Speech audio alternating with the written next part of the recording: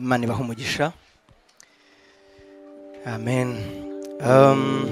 Tubumbure Bibiliya zacu mu gitabo cy'Abagalatiya ibice 6 umurongo wa 2. Urwandiko Paulo yandikiye Abagalatiya ibice 6 umurongo wa 2. Turasoma ibyanditswe bike ariko turavuga ibyanditswe byinshi. Turasoma bibiri byonyine kugira ngo tucunguze uburyo umwete, ariko ndaguteguje hakiri kare turavuga ibyanditswe byinshi bituma dusobanukirwa neza icyo tugiye kuganira kuri uyu munsi. Ijambo tugiye kuganira riravuga ngo kwizera kuzima, kwizera kubaho, kwizera kuzima. Iyo tuvuze kwizera kuzima nuko ari no kwizera gupfuye, cyangwa nuko ari no kwizera kurwaye, nuko ari no kwizera kurembye, ariko turavuga kwizera kufite ubuzima, kwizera nyako, kwizera guhamye. Abagalatiya rero ibice 2 umurongo wa 2 haranditse ngo 6 mbabarire umurongo wa 2 haranditse ngo mwakirane ibibaremerera kugira ngo abe ariko musohoza amategeko ya Kristo. Dusubiremo, mwakirane ibibaremerera kugira ngo abe ariko musohoza amategeko ya Kristo.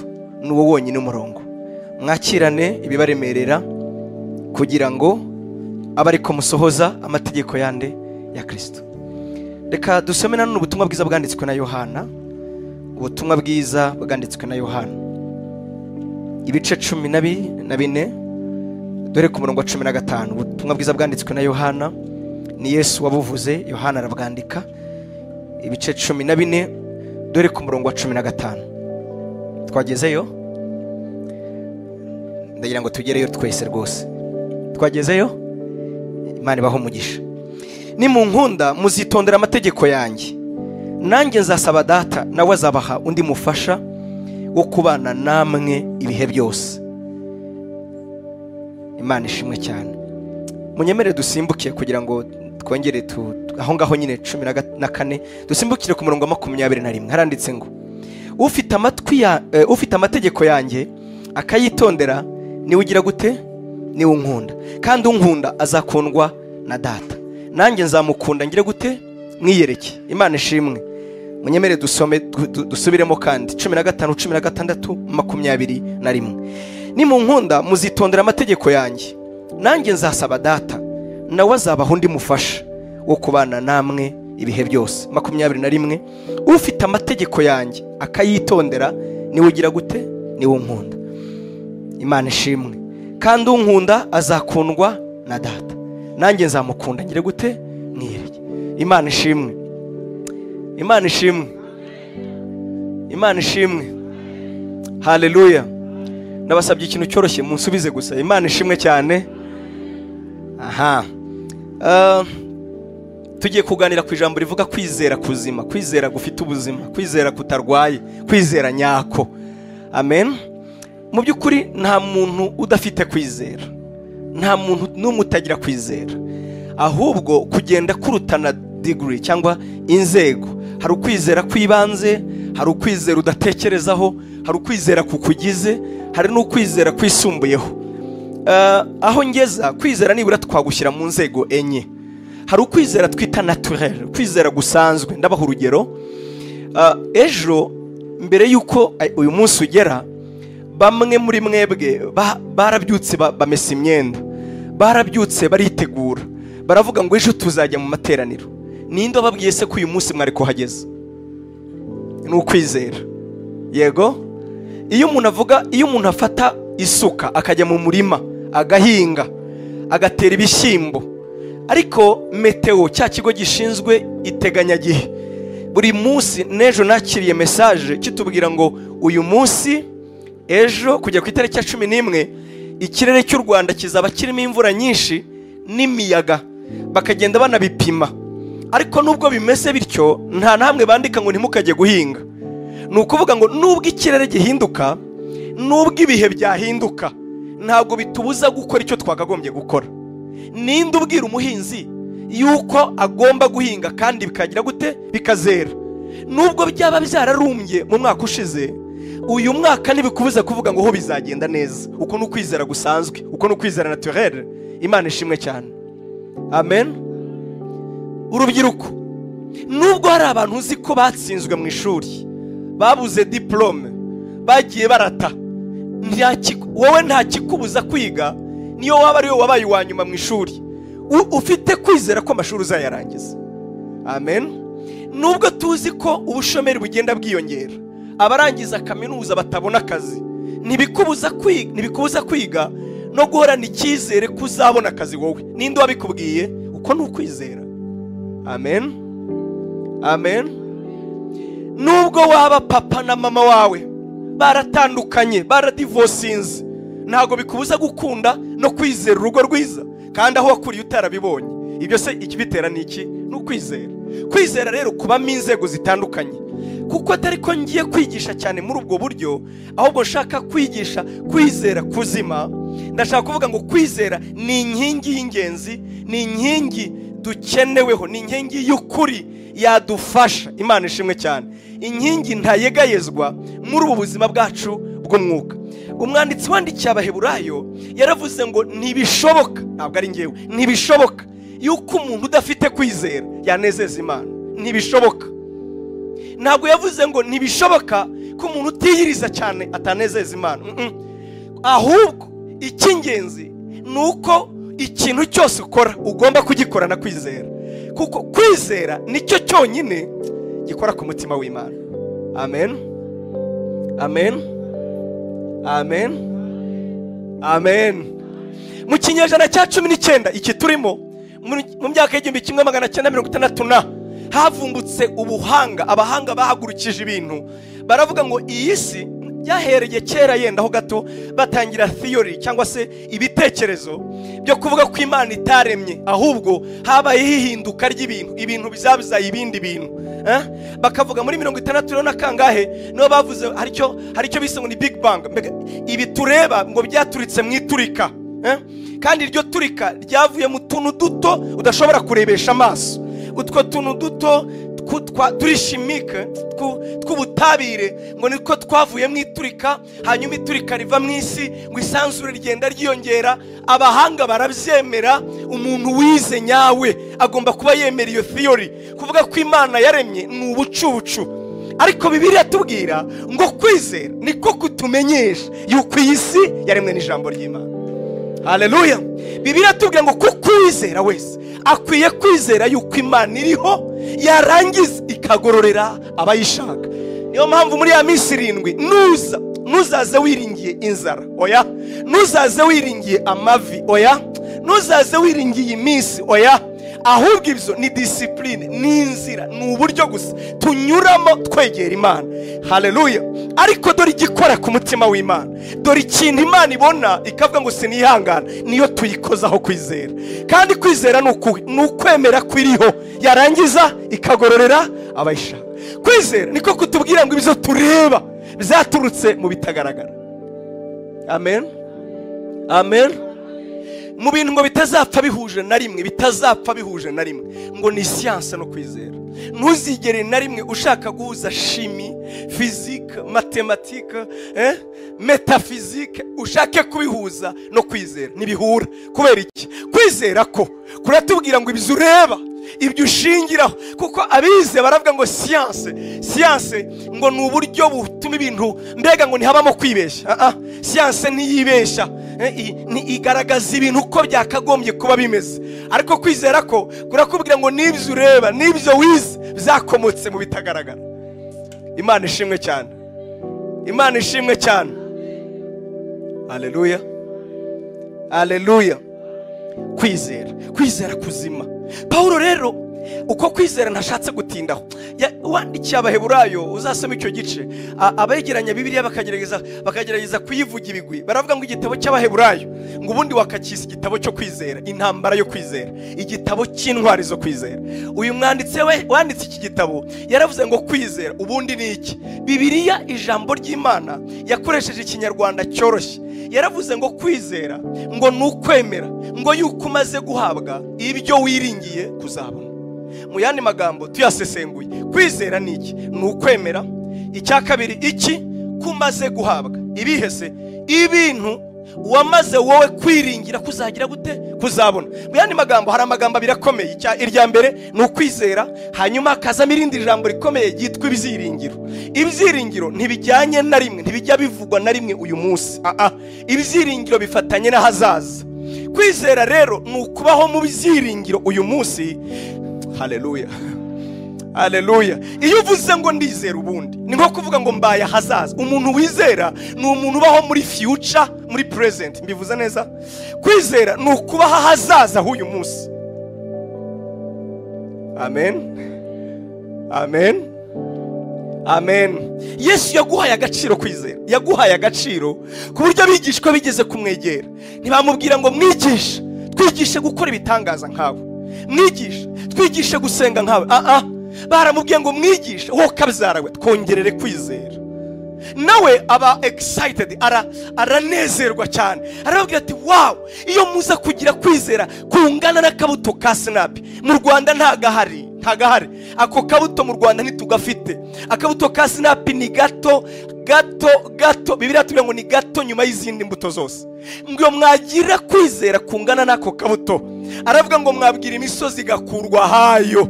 Mwabwira imisozi igakurwa hayo. Imana ishimwe cyane. Soma iri jambo nagezeho mbwira Yesu, ariko nawe ntugakabye vraiment, uradukabiriza. Urabona uko kwizera ntako dufite kweri, uko kwizera ntako. Nsanga uko ngenda nkura, nsanga ahubwo yarakigize kibuto cyavuka. Akabuto ka sinapi yakagize kanini ku buryo wakagereranya n'ikibuto cyavuka. Nta kwizera tugira. Kwizera kubu kwizera, Imana ishimwe cyane. Kwizera kubu kwizera iyo watangiye kubaho mu bizo wiringiye kuzabona uyu munsi. Amen, amen. Rimwe hari umwana w'umukobwa utazibagirana, ni inkuru yanditswe muri za Swede. Bigeze kumara igihe barabuze imvura, inzara yarateye. Noneho ngo itorero rihamagara abantu gusenga, iravuga ngo abakristo muzaze gusenga, nyabuna muzaze dusenge dutakambira Imana iduha imvura. Umwana w'imyaka 10 y'umukobwa aje gusenga aza yitwaje umutaka. Baramureba baramuseka ati ugiye n'umutaka nta mvura. Hatariko tugiye kuyisaba, ndatinya konga nza kugaruka yaguye ikanyagira. Ngo bakagenda bamuseka, nyamara kubwo kwizera kwe ngo uwo munsi nyine, uwo munsi imvura yaraguye, ngo niwe wenyine utanyagiwe.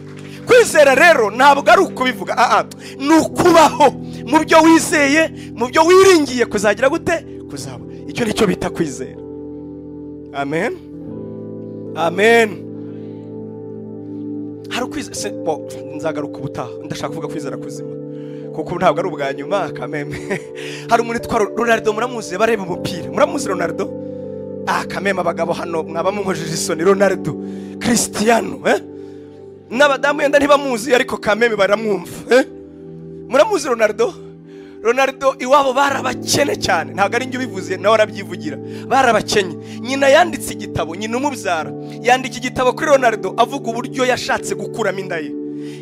Yamutwitse atabishaka, amutwita ari impanuka, ngo agira stress, agira depression, agira ihungabana rikomotse ku gutwita umwana adakeneye. Barabakene, babakene n'abandi bakene bita bakene. Abo bakene murabazi? Ubundi hari abakene, nanze kuvuga rya rindi ribirirenze. Abakene ku buryo n'abandi bakene babona namwe muri abakene. Papa wa Ronaldo akaba umusinzi ruharwa. Burya Ronaldo yize amashuri anabanza yonyine, ane yonyine abanza. Hanyuma kivuka nyina kuko yamukuyemo inshuro 8 byanga kuvamo. Inshuro 8 yica umwana we yanga gupfa. Aravuga ati iki cyana ni kivuke nta kundi. Uranyumva neza? Bakurira muri ubwo bukene. Burya ntanywa inzoga atari uko yakiriye Yesu, ngo kubera ukuntu yabonye se arimbwa kubera inzoga. Mu gihe muri ubwo bukene nibyo byose aravuga ngo sinzanywa inzoga kuko data ntacyo yatumariye kandi yarashoboye kugira icyo akora, akururwa muri ubwo bukene. Mu gihe nyina rero yamureraga kuko nubundi yaramwishe ntiyapfa, yamureze abura uko agira. Ronaldo akajya amubwira ngo njyewe nzabakura mu bukene. Nyina akamubwira ati rega nta mutima uba mworo mwana wanjye, nuko abana nyine uko mutekereza. Atoya iyo nirebye njyewe numva nzaba umukire. Nyina atese umukire uko ubireba muri iki giturage cya Portugal, uzaba umukire ubivanye he? Ngo akurana icyo cyizere, ngo yiyumvamo yuko ari we wavutse ari umucunguzi. Nyina yandika icyo gitabo rero yari mbabwire ngo Ronaldo ntabwo ari umukire, ni umukire cyane. Ibyo mvuze birumvikana, hari abakire n'abakire cyane. nk'uko hari abakene abandi bakene bita abakene, hari n'abakire abandi bakire bita abakire. Hari abakire b'abakire. Ronaldo namwe muramuzi Kameme, ni umukire. Kubera iki? Ntiyize, uyu munsi akoresha abadogiteri. Yizane hari abashinzwe kumubarira imari n'abandi. Sinarinje kukubwira gukira, icyo naje kuvuga hari ukwizera kwa gatatu umuntu yiyumvamo n'abadakijijwe bagira, akiyumvamo. Imana ishimwe cyane, akavuga ngo ndumva bizagenda gutya. Kameme batazi Ronaldo bazi Messi. Messi mwamuzi? Messi burya yakoze mu kabare akuropa, yarakoropye mu kabare, yarakorobye babantu baba seriveri bajyana ibyo kurya bashiriye abantu, ariko nawe yaravugaga ngo yiyumvagamo. Burya ni igitangaza, uyu munsi niwe mukinnyi uhenze ku isi, ariko se yamutangiye ubuntu ngo kugira ngo bazamuhereze imiti ituma imisemburo yaba mukuru, aba muremure. Burya yari afite ikibazo cyenda kuba nk'ubukuri, amutangira ubusa, avuga ati ahari bazamuvuza ye kuba ingwingiri. None uyu munsi niwe gitangaza isi yigeze kumenya mu mupira w'amaguru. Nshuti yanjye, habaho kwizera umuntu yiyumvamo. Hari ukwizera rero kwa kane, ariko kwizera kaminuza ni ukwizera bera bafite, ni ukwizera ko muri Kristo Yesu, ni ukwizera gutanga ikintu isi idatanga, ni ukwizera kuvuga ngo icyakora bamwemeye bose bakizera izina rye, yabahaye ubushobozi bwo kuba abana b'Imana. Abo ntibazawe n'ubushake bw'umugabo, ntibazarwa n'amaraso, ahubwo bazawe n'Imana ubwayo. Imana ishimwe cyane. Uko kwizera ko gutanga ikintu isi idatanga kwitwa ubugingo buhoraho. Amen, amen. Umvise kwizera karundura? Urumva abamwe bariziye baba bakire, abandi bariziye baba miliyoneri. Nkuko nabivuze, umuntu yiyumvamo, ugasanga umwana yigize ishano mu bandi ahora bategeka, iyo avuga agira ngo akuye umwana azakungura, wariyumvamo kuba umuyobozi. Yego, ugasanga umwana iteka wamukora ku mutwe ati ntunkoreho hano hari haba ubwenge, kora hano gutya, kora hano ntugakora hano n'ukwangize, utazavaho nahakomeretsa, hano hari ikintu kizavamo, igihugu kiragitegereje. Wamureba ukabona nk'ibyo abivana hehe? Abivana mu kwizera. Icyo nise kwizera naturel, ariko kwisumbuyeho. Ariko hari ukundi kwizera Imana yadushyiriyeho, ni uwizera Kristo Yesu. Uwo nguwo Bibiliya itubwira ngo uko kwizera kuratubwira ngo na nyuma y'ubu buzima hari ubundi buzima. Amen, amen. Abo ba miliyoneri babijya ikintu, hari wambwiye ngo ni inshuti yanjye, yarambwiye ngo ikintu kibi ni umukire. We ni umukire paraporo yanjye, birumvikana, ni umukire ugereranije nanjye. Ngiyo murebye mbona ari umukire. Yarambwiye ngo ikintu kibi yumvise kibi, ngo nuko yarushijeho kugira amafaranga, ngo yumva babazwa nuko azapfa. Imana ishimwe cyane, Imana ishimwe, Imana ishimwe. Ibyo nabivuze wabyumvise, abakiriyo biyongera amafaranga barushaho kugira ubwoba bwo kuzapfa. Byarantangaje. Arakishijwe, ni inshuti yanjye, andusha nk'imyaka itari myinshi, si myinshi rwose. Harambye ati pastor, hari ikintu kimwe numva kibi. Ati se kubera iki? Yaragowe kandi burya amafaranga tuyabona twakubititse. Ati none ubu ngubu nabonye kapito ni yanjye, n'Imana ihimbazwe. Nise nanga hati ntawe ujya yavuga, ntukabaza ibizo, ni nko kubaza umugore imyaka, ntukabaza ibizo. Ati gusa ni myinshi araho, atuni kapito. Ati wayabonye? Ati ariko hari ikintu kimwe niyumvisemo. Ati kihe? Nuko iyo ndushaho kuyagwiza numva ko nzapfa. Birambabaza. Urabona, iyo urushaho kuyabona abaganga barakubwira ati ntukarye inyama z'umutuku, kandi nicyo kintu wari urakariye kuruta ibindi. Taho nzayabonera, nzarya izokeje, ngizitetse. Hanyuma 40 yagira ati niwibeshe ukarenza 2 amavi ntazaba kigenda. Nuko abantu bapfa. Kwisi kwizera gushobora kuduha ibisa abandi badafite hano mu isi, ariko kwizera ko muri Kristo Yesu kuduhereza ikintu isi idashobora gutanga. Kivuga ngo iki? Hari ibyiringiro nyuma y'ubu buzima. Imana ishimwe cyane. Gupfa si iherezo ry'ubuzima, gupfa ni itangiriro ry'ubuzima. Uko kwizera kuratubwira ngo ubu ngubu turi mu myitozo yo kubaho. Imana ishimwe cyane. Ntabwo turabaho. Yobu yaravuze ngo hari ikintu kibi yabonye, ngo umuntu wese wazawe n'umugore arama igihe gito. Ikibabaje kandi ngo cyuzuyemo umuruho. Arama igihe gito kandi cyuzuyemo umuruho. Mwari babona iyo tugiye gushyingura, buri muntu wese tumushakaho impamvu yagatumye adapfa. Buri wese dushaka impamvu yo gusobanurira abantu tugomba kubabara, kandi iyo mpamvu igasobanura uburyo atakagombye gupfa. Nk'ubu ngubu ngewe nitabye Imana, mwavuga ati yari umugabo ugezeje utangiye kubijigisha, yari umugabo w'igikwerere mon frère. Uzi ko yari afite utwana tubiri ubusa dusigende,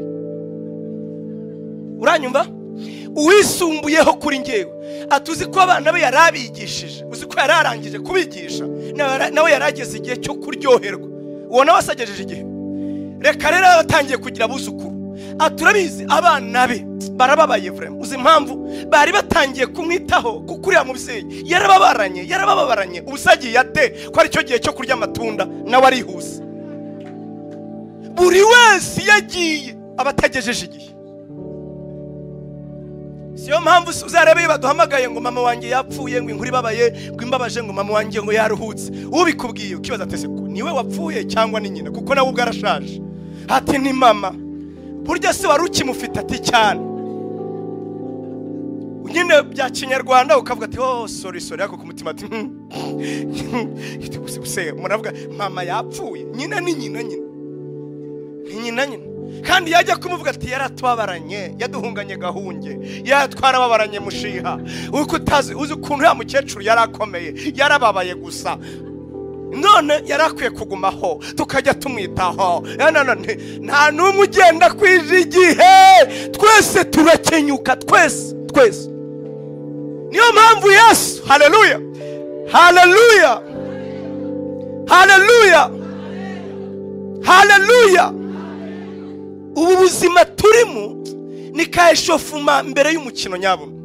Tuzabuvamo tujye mu bundi buzima, aho tuzaba nta gusaza, nta stress yababawe, nta gihombo, nta cyunguko, nta kugumirwa, nta kubura urubyaro, nta gusaza. Tuzabaho ubuzima buri ahaho ni mu myitozo gusa.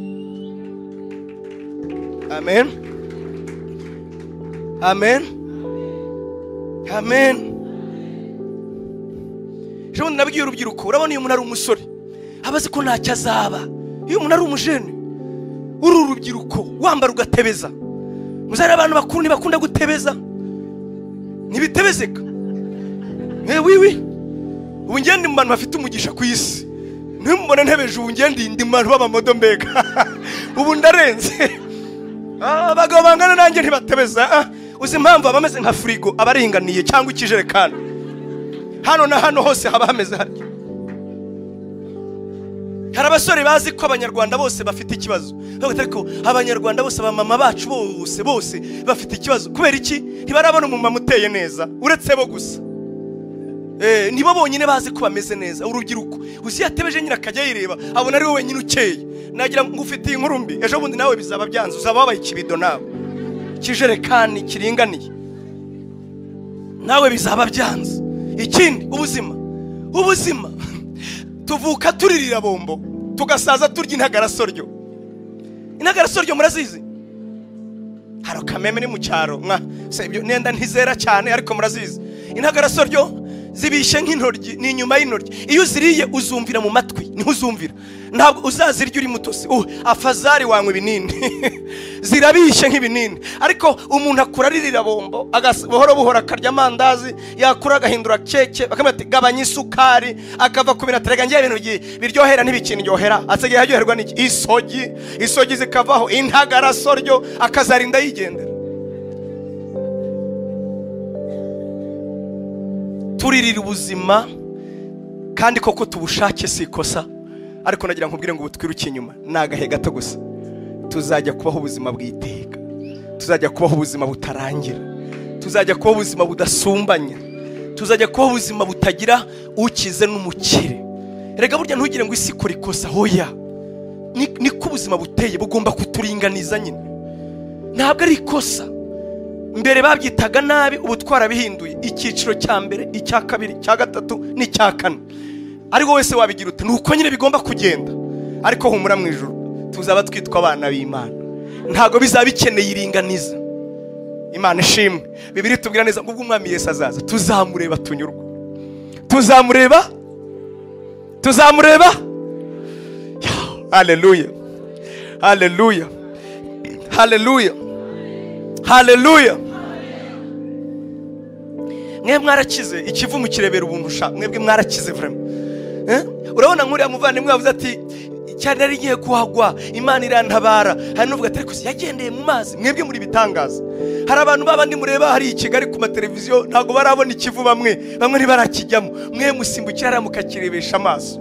Ndagira mbabwire Imana ishimwe ko tuzajya mu ijuru umunsi umwe, haleluya. Tuzareba inyanja y'ibirahuri, tuzareba Yesu mu maso tunyurwe. Kandi ubu nari nkibasuhuza, ntabwo ndatangira kujya mu kibwiriza. Oya, muraho neza. Yesu ni umwami. Ariko iminota yacu ndayizi, muhumure, ndayizi neza. Nari nkibasuhuza ngo tuzabaho butazibagiwe. Ntimukabyibagirwe, turi abagenzi hano, turi abagenzi. Ndabigusabye ntukabyibagirwe. Umwanditsi wanditse igitabo cy'umugenzi witwa John Bunyan yaravuze ngo hari impamvu 8 ngo zibutse umuntu gusa yuko azapfa. Impamvu 8. Imwe muri izo ngizo yavuze ngo ikomeye ngo niyo tuherekeje abantu kwirimbi. Burya uwaguhereza nka mutima metre ngo ushire mu mutima urebe. Buri wese yitekerezaho. Ndabizi neza buri wese abayibaza ati ubu nge ningenda harya ubu nge neza abantu nzababonara. Uziko duhangayikira nibyo. Abantu bose bazazara. Ukajebaza bra pastor Rotasa azava ku Kibuyera, yibaze nibyo nabyo ukabyibazaho. Umutware sazamuherekeza abo yasa zamvuga hikira.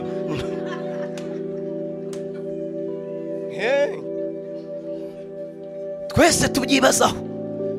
Najya nkubwire rero ubuzima ni bugufi nibukagushuke. Turi abagenzi. Wari ugahaga washonje uri umugenzi. Imana ibaho umugisha. Paulo yandikiye Abayahudi Abagalati ibice 2:6 umurongo wa 2. Murenyemerere twihute vuba. Aravuga ngo mwakirirane ibibaremerera kugira ngo abariko musohoza amategeko yande ya Kristo. Paulo asa n'uwerekana ko mu kwikoreranira imitwaro ya kwacu ari bwo buryo dufite bwo gusohoza amategeko yande ya Yesu. Amen. Noneho nkurikira neza iminota mike dusigaranye, nibura wakira ikintu ngiye kukubwira. Ndabizi kuza gufashwa nkanjye, nanjye narafashijwe. Paulo yandikira Abagalati ati bavandimwe mwakirirane ibibaremererana. Ibibaremereye ntimukemere ko mubyikorera umwe. Mubizakirane, kubera ko nibwo buryo dufite gukora ibyo. Nibwo buryo nukugira ngo tubashe gusohoza amategeko yande ya Kristo. Kwera nta mwanya ku bantu basomye Bibiliya bamenya gutandukanya amategeko ya Mose n'amategeko ya Kristo. Amategeko ya Mose aravuga ngo ntugasambane, ntukibe, ntukifuze, ntukice, yubaha imisabato, ntukaramye ibigirwamana, ya mategeko yose. Ariko hano Paulo ntavuze ngo kugira ngo tubashe gusohoza amategeko ya Mose. Oya, aravuga ngo ahubwo kugira ngo tubashe gusohoza amategeko ya Kristo. Ese amategeko ya Yesu ni ayahe?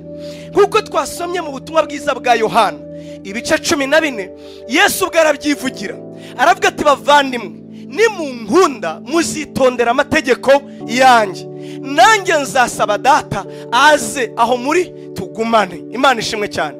Mbega Yesu ubwe yerekana ko kumukunda nta kundi dufite twamwereka ko tumukunda keretse gusa gusohoza amategeko ye. Ese amategeko ya Yesu ni ayahe? Amen. Amategeko ya Yesu ni ayahe? Yohana ibice 13 umurongo wa 34.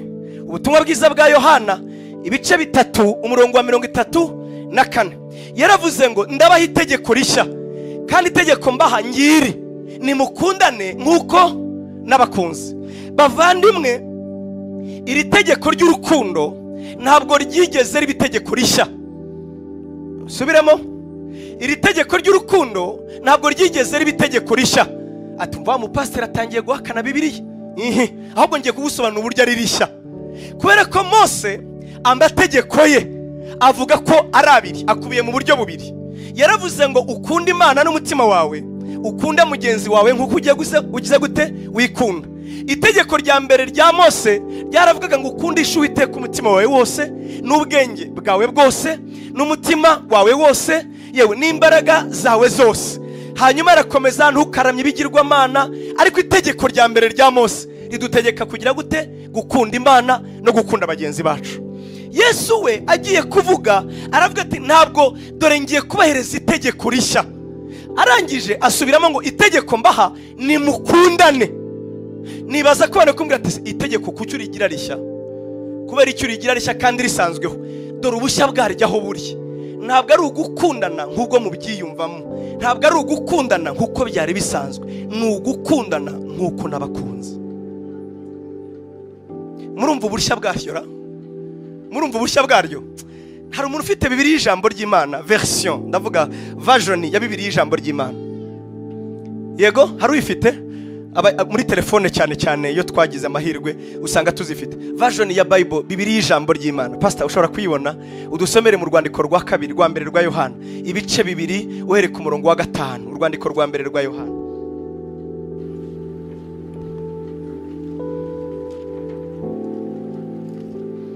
Urwandiko rwa mbere rwa Yohana ibice 2.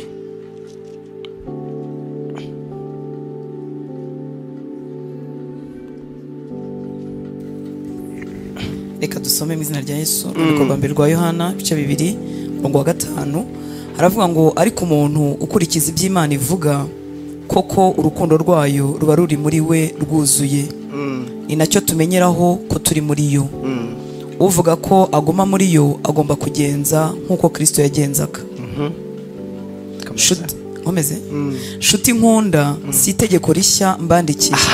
Yego. Ahubwo ni irya kera mwari musanganywe kuva mbere na mbere. Yego. Iryo tegeko rya kera niryo jambo ry'Imana mwumvise. Nyamara kandi ni itegeko rishya mbandikiye. Yego. Ukuri kwaryo kugaragarira muri Kristo. Rekera aho ngaho, Imana iguha umugisha. Uyu ni Yohana aterega abavandimwe, dore ndabandikiye ariko si itegeko rishya mbandikiye. Ati ni ryari ndi mwari musanganywe. Icyo yavugaga mwibuke mwebwe abo ndi kubwira, ndi kubabwira itegeko musanzwe muzi ni rihe, ni iry'urukundo. Iryo tegeko rero si rishya, ryahozeho. Ariko ndabizi nanone ni rishya, ndabizi nanone ni rishya. Mu by'ukuri hari umuvandimwe twigeze guhurira ahantu nkaraba pasteur yaravuye muri Djibouti, mu gihugu cya Djibouti, yari umujibutien, noneho ari umusilamu. Tuba inshuti pe, ahantu turi twagombaga kwamara ukwezi tuhabera inshuti. Twamaze kuhabera inshuti numva ntabwo nagenda ntamubwiye Yesu, ntangira kumubwira Yesu. Ntangiye kumubwira Yesu nsa n'umukanguye, nawe atangira kumbwiriza ngo mu musilamu.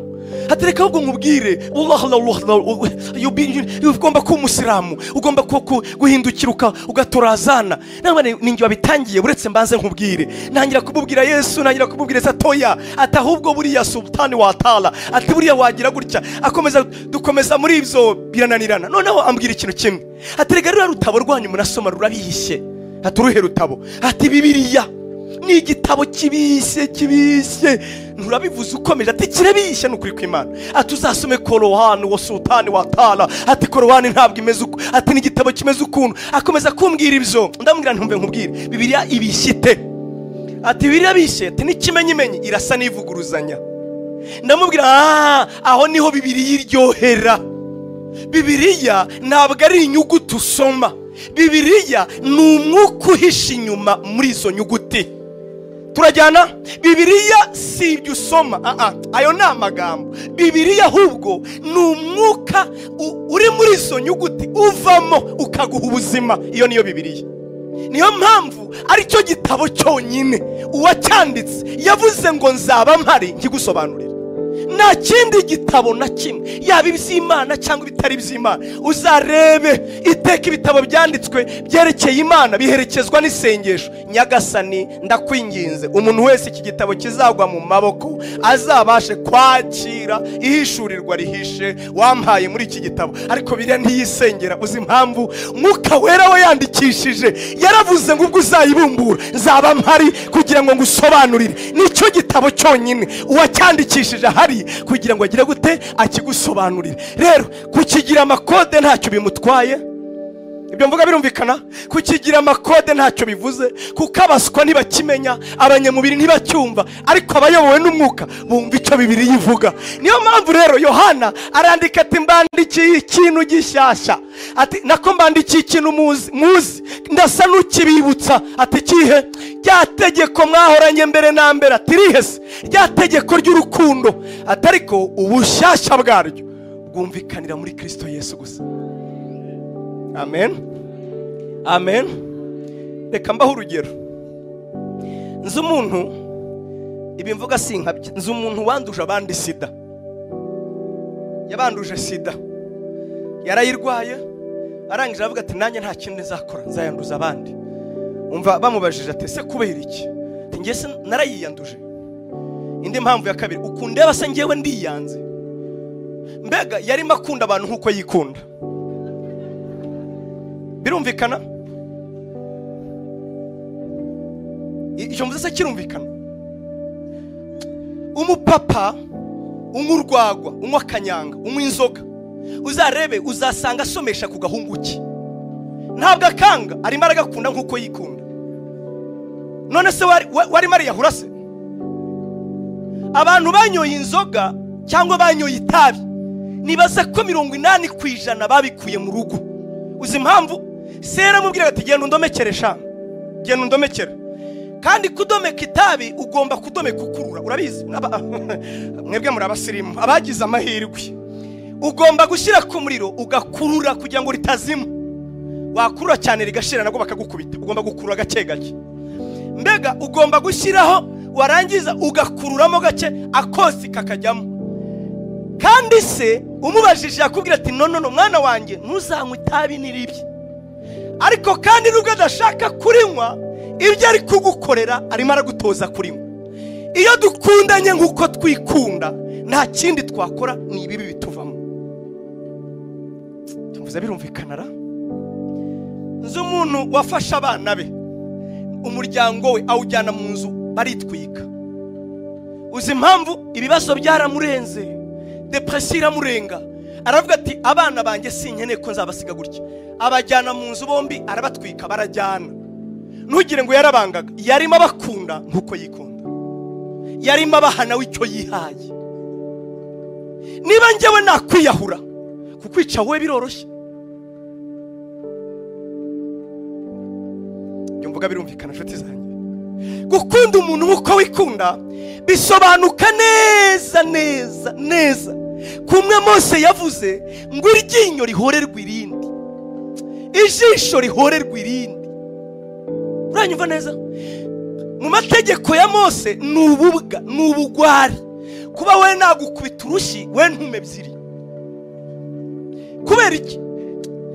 Ugomba kunyishyura icyo naguhaye. Kuko gukunda nuko nyine bimeze, nuko abantu dukunda. Niba wanteye ubusembwa bwo kuba impumyi ijisho rimwe, nawe bari gukuremo. Kubera iki? Ntabwo nagukunda birenze uko nikunda. Ariko urukundo rwa Yesu rwo ntabwo ari uko ruvuga. Rwo ruravuga ngo ndabakunda ku buryo niteguye gutanga ubuzima bwanjye ku bwanyu. Hanyuma icyo wowe uzakuramo ni ikihe? Ntacyo. Uzakuramo ikihe? Ntacyo. Buriya kweri nta kindi ukorera, ntacyo. Inyungu niyi ni ukukubona gusa turi kumwe mu bwami, udafite kubora, wambaye kudapfa, niyo nyungu gusa. Amen amen. Sindagera mu ijuru, naba mbabeshye. Urabona nanjye murambona mu isi nyine, nta nubwo nderekwayo rwose, byaba ari ibinyoma, naba mbabeshye. Ariko ngiye nsoma Bibiliya, ngiye ngerageza kuyimagine Yesu mbona mu ijuru aho zabe abamarayika muri intimidation. Ku intimidation ni kwa kuno umuntu akureba wari utangiye gusa kucicecekera kwera ku mutinyi. Byari byababaho ukaburi nk'ahantu ukomuntu akavuga ikintu cyangwa akakora ikintu, wajya guseka kubera ko gisekeje, akakureba gatubumba nta ukubwiye kuko nyina ari nyiricyubahiro. Na Yesu nuko mbona ameze. Abamarayika mbona bamubwira ati ariko ufite ingegera mu isi we, mbega ingegera we. Ubwo yenda kuko baba baje biratubwira ngo ni imyuka itumwa mu isi kurinda twebwe tuzagira gute, tuzarago gakiza. Baradukorera rero, nuko mutababona turanyuranyuranamo na hano barahari. Barabumiwe kuko watangiye gusinzira, bazate buri arasinziriye. Kuri filimi ntamara amasaha ane, ntibatumwe kuducira urubanza. Kandi ubu ngubu baranezere kuko ngende kuvuga ubutumwa bwiza. Uranyumva neza? Hanyuma rero nibaza ko iyo bagiye kwa shebuja bamubwira ati byagenze bitatu, duhuye n'ingegera gusa. Ingegera aterya ni uzazana hano, bariya ni uzazana hano. Baba batangiye kuryana inzara, akabareba mu maso bakabumba ati abose atatumerera nabi, bakicecekera. Ariko bavuga ati ni hahandi twarumiwe. ingegera gusa.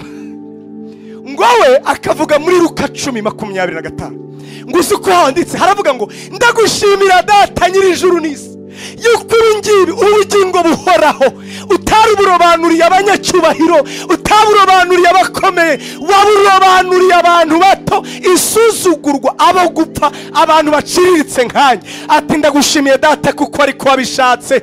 Agasa n'usubiramo amagambo Paulo yandikira Abakorinto igice cya 1 umurongo wa 26, aravuga ngo muzirikane guhamagarwa kwanyu, ngo kuko abanyacyubahiro bahamagawe batari benshi, abifura bahamagawe batari nyinshi, abize Harvard bahamagawe si benshi, abize muri Amerika bahamagawe si benshi, ariko abambara inkweto zicitse bahamagawe ni benshi. Sinkubwiye ngo ntuzazigure, nubona ifaranga uzabeho, Imana icyama ikaziguha, ariko nagira nkwibutse ko abahamagawe b'icyubahiro bakomeye ntago ari benshi. Amen. Ngo Yesu bamubwira ati duhuye mu isi, duhuye n'ingegera hariya, harya ngo urane uzazana, aravuga ati Data ndagushimiye ahubwo kuko nubundi abo nibo wahamagaye. Inyunga gufitemo ni iyihe? Uko bireba ubona atari igihombo, namubwira nti kabisa warahombye. Ngewe nawe sintinya kubivuga, ngewe nawe. Haravuga ati ivuge wowe, ntacyo ngewe, aho yadukuye ndahazi nyabuna sha. Imana ishimwe cyane. Abo nibo yahamagaye nyine, urukundo. Abo ureba n'isi kavuga ngo aba ntacyo bamaze. Hari abantu ureba ukavuga ngo isi abangaba ntacyo bamaze. Yesu igitangaza cyose yakoraga nge nkibona mu buntu. Yigeze kwambuka muri Matayo 8 ngo yambuka inyanja y'Genezareti, ngo ageze mu nyanja umurabura inyanja irazukuka nka yayindi muvandimwe yatubwiraga. Abantu baravuga ati karabaye turapfuye. Petero amukangura, ntiyamukanguriye kubakiza, yamukanguriye kuvuga ngo basi tubwire ngo istala vista, tugende neza basi, dushyire ikimenyetso cyo kugenda. Kuko yaravuga ati turapfuye, ikibabaje nuko mbona utabyitayeho. Gupfa ko turagenda n'ubundi nta urubuza rwaje, ariko ntunabyitayeho. Yenda wowe nabonye ugendera hejuru y'inyanja, mukanyura uradusiga ugenda, ariko se kono basi dusezere nk'abakristo basi. Ngo acyaha inyanja igira gute? Iratuza. N'ikimenyimenyi ngo baratangaye ati ariko se uyu we ni nyabake, bikwereka ko batari biteguye gukora. Uyu ninda ariko nimiraba burgira guturiza. Izo ntambara zose ngo zari zigamije ikintu kimwe gusa, ngo kugera hakurya, ngo abone uko akiza abagabo babiri ngo bari basigaye batuye mu irimbi. Nicyo cyari kimujyane gusa.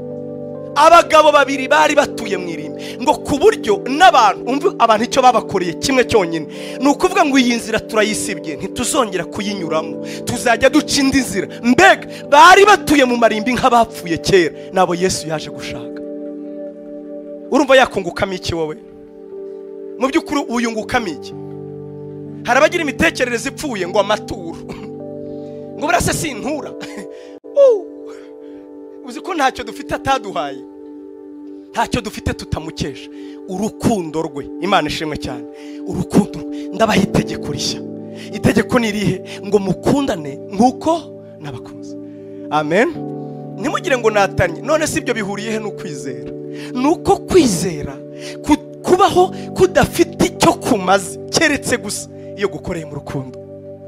Ntago ari ngewe. Abagalatiya ibice 5 umurongo wa 6. Abagalatiya ibice 5 umurongo wa 6. Reka mpabasomere kuri B nikira ngo nihute. Haravuga ngo niko Paulo yandikira Abagalatiya ati ahubwo ikigira icyo kimaze n'ukwizera gukorera mu rukundo. Dore ikintu ikigira icyo kimaze n'ukwizera gusa dufite gukorera mu rukundo.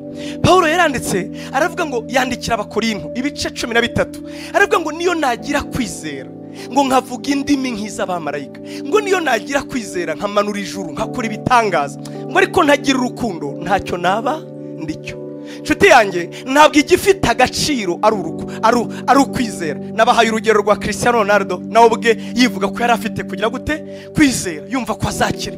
Nabahaye urugero rwa Messi n'abandi na ba Obama. Burya umuntu wa mbere wamuciye intege, aca intege Obama agiye kuba president n'umugore we, yaramubwiye ati muvandimwe jya umenya nawe uriwe ntukiresheshe, ibyo ni ukugondoza Imana umugore wawe. Bari bariganya bati muvandimwe Obama, byonyine kuba uri senateri birahagije. jya wimenya. Iwanyu ni muri Kenya, uri umukikuyu, jya wimenya. Nshuti yanjye twakuriye muri Indonesia, jya wimenya. Harya ubu kweri kuba senateri ntibiguhagije nshuti yanjye, ariko undi yari afite ibyo yiyumvamo. Nagira mbabwire uko kwizera nta ni kwiza, ariko dore ikigira icyo kimara ni ukwizera gusa rwakoreye mu rukundo rw'Imana. Amen, amen, amen, amen. Abatesalonike ibice 5 umurongo wa 8. Ndo ndasoza tuzongera dukomeza. Abatesalonike ibice 5 umurongo wa 8. Paulo yaravuze, aravuga ngo dore icyo mbasaba, ngo nimwambare kwizera n'urukundo, ngo bibabere icyuma gikingira igituza. Burya Paulo yandikira Abefeso ibice 6 avuga intwaro z'umwuka, yarazivuze gusa intwaro z'umwuka, avuga ko kwizera ariko dutwara nk'ingabo tuzimisha imyambi. Ariko handi ntabwo kwizera kuvuga konyine, aravuga ngo burya kwizera iyo gufatanije, mbega ni nk'impanga ebyiri, ni ibintu bihuje, ni ikintu kimwe. Kwizera ntacyo kumara iyo guhagaze konyine, ariko kwizera kwakoreye mu rukundo niko kugira icyo kumara. Amen, amen, amen. Ndabasabiye ngo Imana ibaho kwizera ariko nyako gukorera mu rukundo, kugira ngo mubyumve. Munyemere dusoze dusoma basi muri Yakobo ibice 2 umurongo wa 14. Pastor wongere dusomere Yakobo ibice 2 umurongo wa 14 tugeze ku murongo wa 17, cyangwa Bibiliya yera iyo hariho hose. Yakobo ibice 2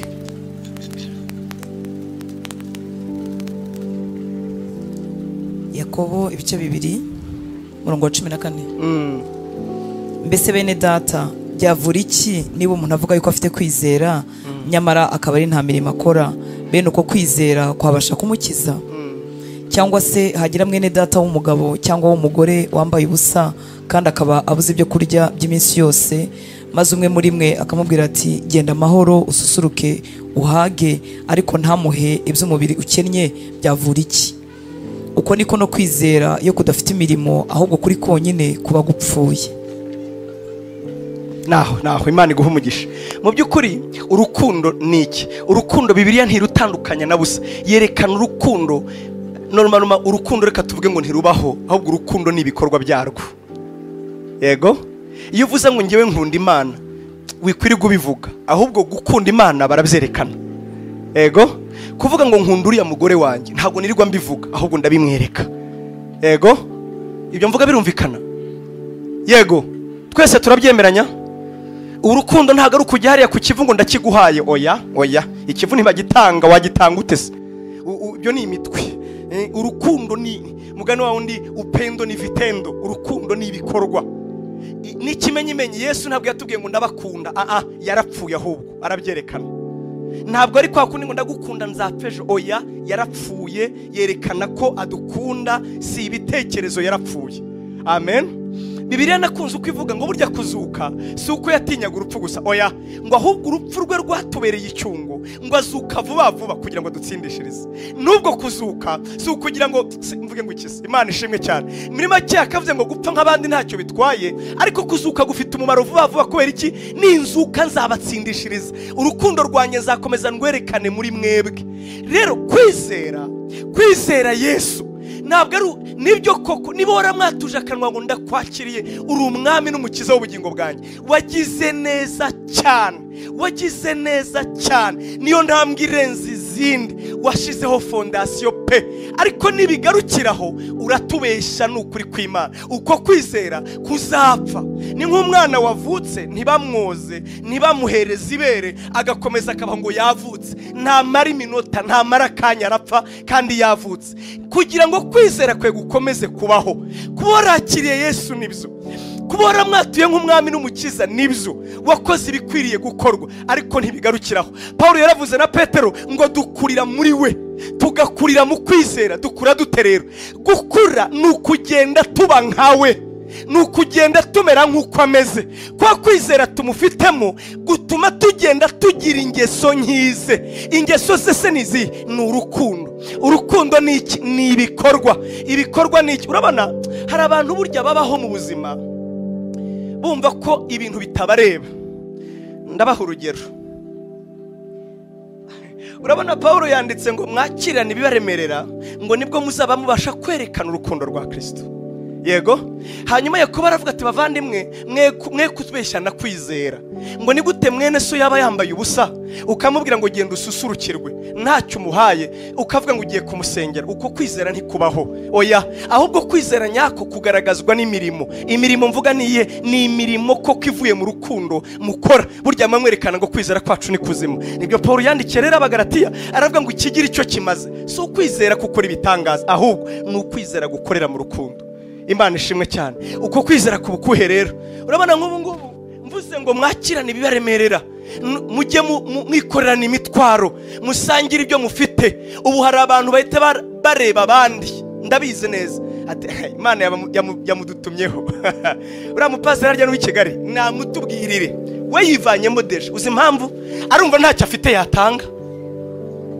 Ubu ngubu njya mbibona mu rusengero iyo dutangiye kwitanga hari abantu baremererwa nuko dutinda. Uzi impamvu? Turavuga ngo dukeneye miliyoni yenda 3. Ati miliyoni 3 ati agahita abaza abagabo bo mu rusengero ati Clarisse buri aratangiye 2 ariko ya 1 n'igice. Hanyuma mama pastor aratanga 1 hasigaye senkisa twavuze 3 ubwo ntihasigaye 500. Hanyuma kareba ati nuriya mugabo wazanye n'abari bashyitsi nawe aratanga 1 n'igice ahubwo turasagura.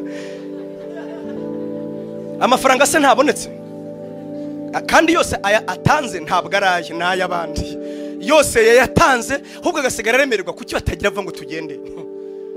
Ariko bavuze vuba ahubwo akajya kureba kugira ngo nagutera isoni kutavuga vuba. Ariko kutavuga vuba hari abantu bazi ko iyo tuvuze gutanga no gukora n'urukundo rwo rutabareba. N'Imana irabizi ntacyo mfite ikintu nakizi. Imana ishimwe cyane. Urumva n'Imana irabizi ngewe ntacyo mfite. Nshuti yanjye gutanga si ubwinshi ni umutima. Amen. Icya kabiri gutanga si abantu duha ni Imana. Haleluya, haleluya. Njya nibaza ko mu ijuru tuzabona umuntu umwe ubwo bazahamagara abantu bitanze kuruta abandi mu isi bakoze ku mutima w'Imana. Uwa mbere ni umukecuru Yesu atavuze izina wanditse muri Luka, ngwino wegere. Icyo gihe Imana ishimwe ntago azaba ari umukecuru, azaba ari inkumi. Tubona aregereye tumbaza ati oya yatanze angahe noneho mwakabyara, oya yatanze angahe.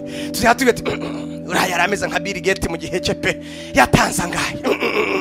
Yesu yegera ati yatanze amakuta 2. Amakuta 2 ni nk'ibiceri bya 20 by'iki gihe. Tuvuga ati ariko uziko Yesu naza uziko nawe ajya agira urwenya wana ubura n'inzenya zo mu ijuru arimo araturyohereza.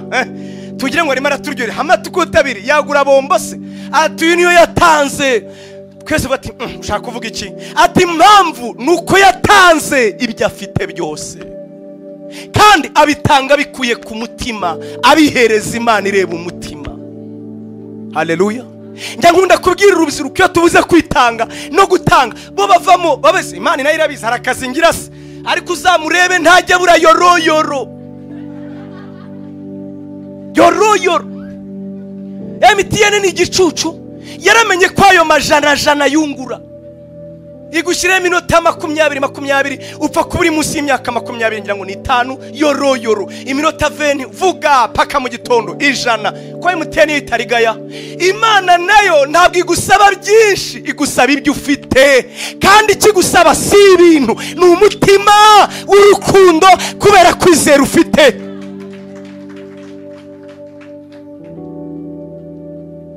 Satani ni umugome iyo atangiye kukubwira kudafasha akwereka uburyo ibyo ufite ari biki. Ariko ubu kweri uyu munamu 1000 kweri 1000 wese kukifite kutakijugunye wowe waragifite kandi umwuka arakubwira kugitanga kutakijugunye. Ubu Kristo ubwo businzi uko bwabaye. Kera nigeze kujya ahantu umuntu azimana icyayi cyamukari kitagira isukari akajya mbwira ati muvandimwe niki kandi wava mu nzu yanjye utagize icyunywa. Ntugire ngo yaneraga imbabazi ntayo nari mfite nanjye yarabibonaga ko ntayo mfite. Burya hari wowe ahanga utera impuhwe, hari abantu bazi gutera kabusikoroje akagucunga ati ninyimuha kakibihirwamo 2 arasiga isukari. Urumva oya ntabwo yari yo psikoloji pe, yarabiribaga ambwira ati wigenda sinzi uko biramugoye ajya inyuma ajya imbere aragaruka munazanye ka mukaru katagira isukari ibeshe se ugenda utakanyoye urakanywa to ukanywa amasaha abiri ariko urakanywa ugatinda wari ugiye kwamara 30 ukamara isaha kubera icyayi cya mukaru uzi ukuntu kibiha namwe murabizi nako ukajya usomaho kumwe hakumwe Yesu yanywa gasipongo nyine buhoro buhoro kakinywa nicyo afite namwe bwe muri abasirimu harabazi wanyu bagataha batariye ngo ntimwabatetse amasosi wowe uraburarasa ibyo utiyimye ntukabyimye mugenzi wawe nyine mategeko ya Mose nshuti zanjye muvane imitekerereze mibi dukundane urukundo nyarwo kandi twerekane kwizera kwacu mu bikorwa Imana ishimwe cyane twerekane kwizera kwacu mu bikorwa nta mukene n'umwe udafite icyo atanga nawe udafite icyo yahesha mu ndi umugisha ntacyo oya nta n'umwe udafite amafaranga arahinga udahinga aracuruza udacuruza ni umushomeri ariko se ubayeho utubundi mureke twerekane urukundo rwacu mu bikorwa apana mu magambo niba ari Imana dukorera niba ari Imana twereka ariko niba ari abantu ugira isoni nyine kuko natwe tuzagukoza isoni abantu kandi mvuga abantu ugire ngo nabantu b'i Kigali nabi Karongi ubwo uragira ngo rero ndabatinya oya twebwe ugenda umusura umushyira udushyimbo mu gitondo usange inkuru yagusanza ariko buriya Mukamwezi abona nge ndi umutindi kwe yanzaniye udutoborwa tw'ibishyimbo abona nge mbibuze ntacyo niwibuka ko ari umuntu ndabizi umutima ujajanjagurika ariko niba uzi ko akundanye nk'uko Yesu abivuga humura amen amen uretse n'abantu n'abamarika nahoze mbabwira ngo nibaza ko bamukoze isoni bakamubwira ati ariko bariya niba uzazana bariya niba twiba mwisi nibaza ko abamarika bazaducunga vure bavuga ati sha ndabazi bariya bakunda zahabu mucungizi zahabu nimba ataza kuzitwara bazijyana hese Yesu warabiza dufitiye ikizere urukundo rwe ntituma tureka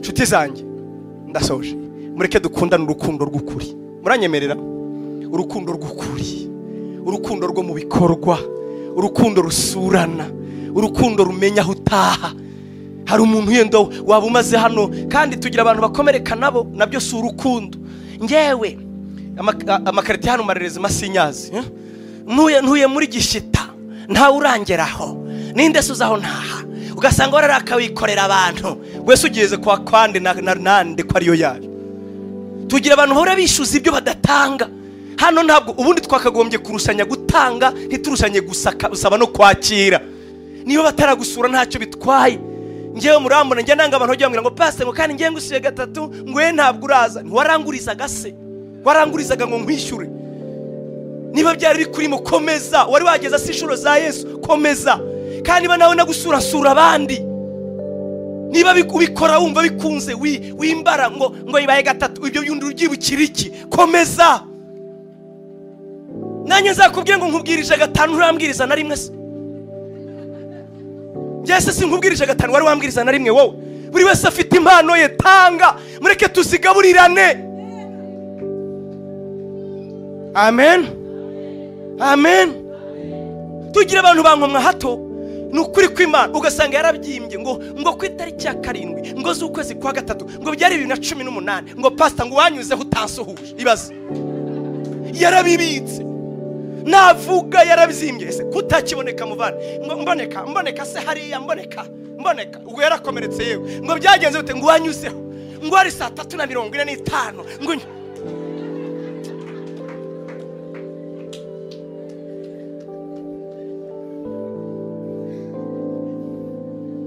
ubwo agahita yigendera nanza kuvuga itorero agatajya muri juru church yagera muri juru church agasanga pastor we ntanasuhuza abakristo yagira reka asubireyo akagaruka hano ukabona nyine yaramwaye kubera ko muri juru church n'abesikoti baba bariyo ntapfa kugusuhuza none uriya we niba uruwanjye kwajya asengera twavuganye reka nisubirire mu isi church